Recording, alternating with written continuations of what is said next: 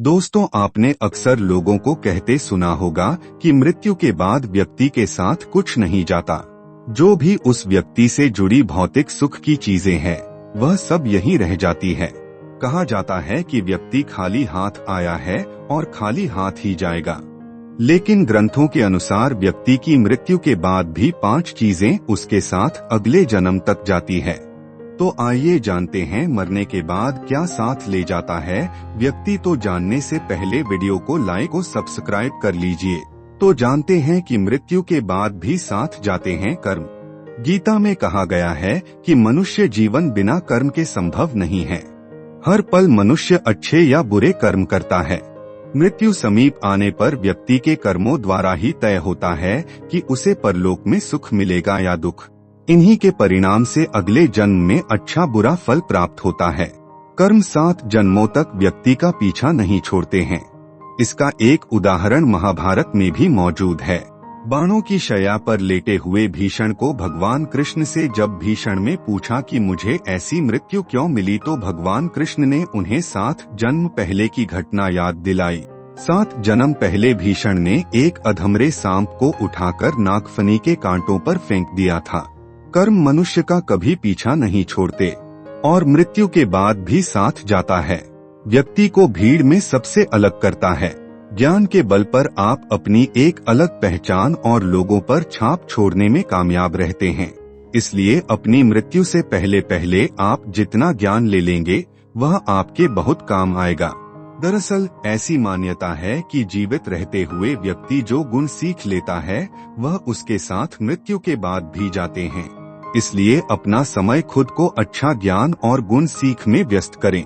श्री गीता में भी इस बात का जिक्र किया गया है कि ज्ञान और दान कभी नष्ट नहीं होता है और मृत्यु के बाद भी साथ जाता है कर्ज। धार्मिक ग्रंथों में बताया गया है कि कर्ज कभी भी व्यक्ति का पीछा नहीं छोड़ता।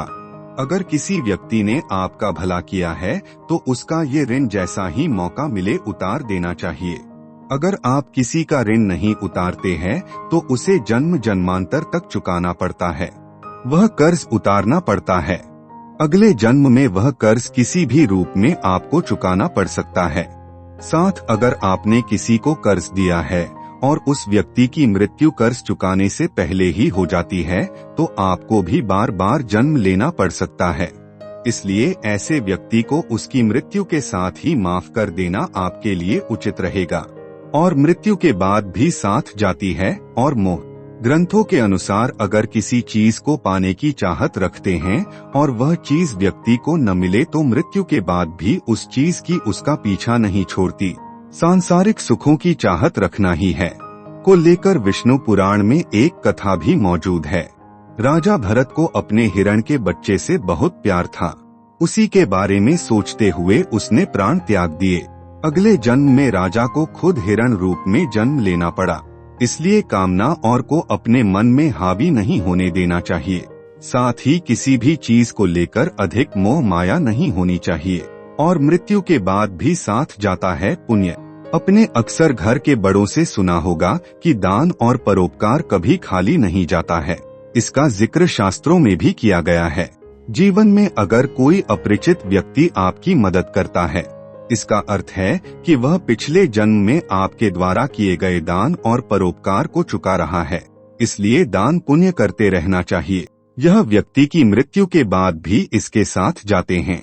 तो अगर आपको यह ज्ञानवर्धक जानकारी अच्छी लगी तो वीडियो को शेयर, लाइक, चैनल को सब्सक्राइब कर लीजिए।